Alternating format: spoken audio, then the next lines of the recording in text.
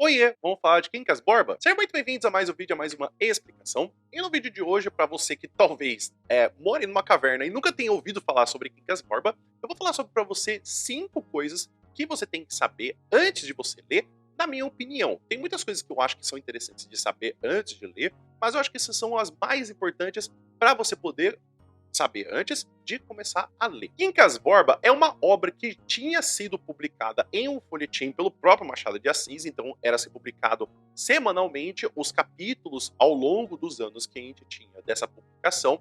E aí, depois de um ano mais ou menos, ele faz uma edição desses capítulos, ele faz algumas mudanças, mas a história não muda de fato. A gente vai acompanhar então a jornada de Rubião ficando rico com a que a gente tem da herança do próprio Quincas Borba, que é um personagem que existiu em Memórias Póstumas de Brás Cubas, só que daí ele tem uma condição, que ele pode ficar com dinheiro caso ele cuide do cachorro, que inclusive tem o seu próprio nome. Então uma das primeiras coisas que a gente precisa saber é que por essa obra ser do realismo, não significa que o Machado de Assis ele vai ser sempre um autor realista. A gente precisa entender que o Machado de Assis ele vai tomar conta das melhores partes do período literário do realismo, mas o Machado de Assis, ele inclusive também começou como escritor do romantismo. Então a gente precisa entender que essa obra é uma análise social. Então o realismo está preocupado com essas análises sociais de como as pessoas não são apenas boas ou ruins, mas que o contexto importa, como você faz. O que a gente tem até mesmo do histórico da personagem. Então, o que a gente tem aqui como análise é muito farto. Então, a gente tem desde classes econômicas, classes sociais, o que a gente também tem como elas com os empregos que elas possuem e até os cargos políticos. Então, ter essa percepção de que o contexto social é importante em Quincas Borba ajuda muito a gente poder analisar a obra. Talvez um dos elementos mais importantes de qualquer obra do Machado de Assis é o narrador. Esse narrador que a gente vai ter ao longo de Memórias de Quincas Borba, ele é um pouquinho diferente do de Memórias Póstumas de Brás Cubas, porque a gente vai ter praticamente um narrador que ele vai colocar suas intromissões, que a gente chama inclusive de digressão, que é como se fossem os comentários do narrador, só que parece praticamente um narrador que se delicia com o que está acontecendo. Porque não somente ele tem domínio do que está sendo contado, do que tem das informações que ele está passando pra gente, mas até mesmo das possíveis reações. Então ele conversa com você falando que ele sabe que você quer saber o que está acontecendo com uma das personagens, que as leitoras querem saber de uma das personagens femininas. Então a gente tem que toda essa construção do narrador, de ele saber quando parar uma história, de quando ele foca em uma informação, quando ele traz uma metáfora. O narrador é talvez uma das partes mais importantes de se entender de qualquer obra do Machado de Assis, porque a gente se preocupa muito com o que as personagens estão fazendo.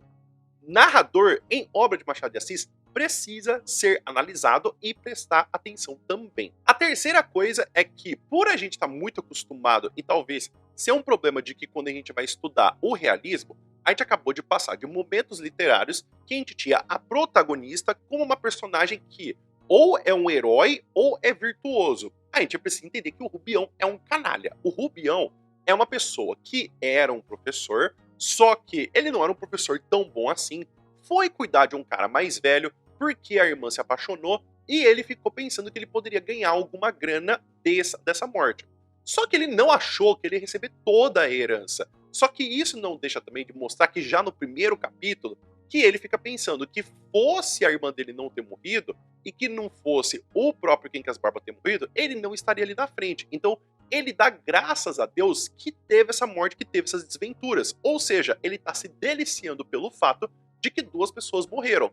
Pode parecer uma análise muito geral, mas assim, ao longo da obra, você vai ver que o Rubião, ele não é uma das melhores pessoas. Ele maltrata o cachorro, ele tenta trair, inclusive, o melhor amigo dele de finanças.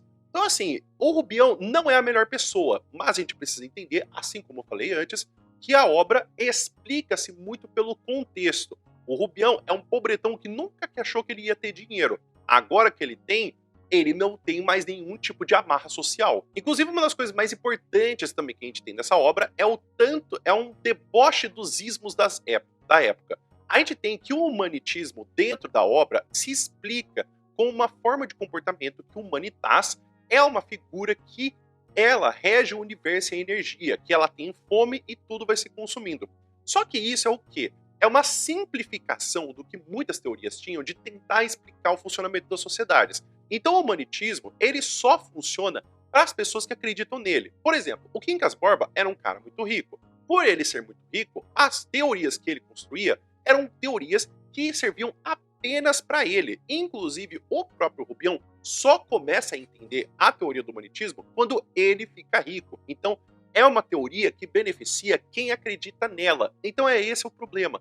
A gente tem que os tantos ismos que tinham na época, como, por exemplo, o darwinismo social, assim como a gente tinha também outras situações de ismos, que, por exemplo, o evolucionismo, e todas essas teorias que se criavam na época, de determinismo também, elas eram tentativas muito simplórias de explicar um problema muito complexo e que, inclusive, muitas das vezes era para beneficiar partes da sociedade e não para poder realmente fazer uma análise crítica e ver o que a gente poderia melhorar. E por último, acho que uma das coisas mais importantes, assim como eu falei também para você, do narrador, é que você precisa prestar atenção em como as coisas acontecem e não o que acontece. A história é muito fácil de acompanhar. Os capítulos são muito curtos, mas a gente precisa sempre perceber que quando a gente fala de Machado de Assis, a gente não tem complexificações ou estruturas demasiadamente difíceis de entender quando a gente vê das personagens elas se trabalhando ao longo da narrativa, mas é como elas fazem. Porque a gente, inclusive, vai ter casos de personagens fazendo a mesma coisa, mas o resultado é diferente, porque a gente tem a mesma personagem, o mesmo cenário, a mesma forma, só que como vem o resultado é diferente. Porque a gente precisa entender que contexto é uma coisa que importa muito para a gente poder falar de Machado de Assis. Mas isso vai fazer com que fique muito na cara, porque se você for ver a história e o que acontece, é fácil de acompanhar. Mas não é isso que você precisa prestar atenção. O que você precisa prestar atenção é como as coisas vão acontecendo ao longo da obra. Então é isso, pessoal. Espero que vocês tenham entendido, espero que vocês tenham gostado. Então fica aqui, então, 5 coisas que eu acredito que seriam boas para você poder prestar atenção antes de começar a ler a obra. Inclusive, se tem alguma dúvida sobre Quincas Borba ou alguma coisa que você gostaria de perguntar, escreve aqui nos comentários, por gentileza. O vídeo vai ficando por aqui. Muito obrigado por todo mundo que ficou até aqui. Espero que você tenha um bom dia. E a gente se vê no próximo vídeo. Até mais!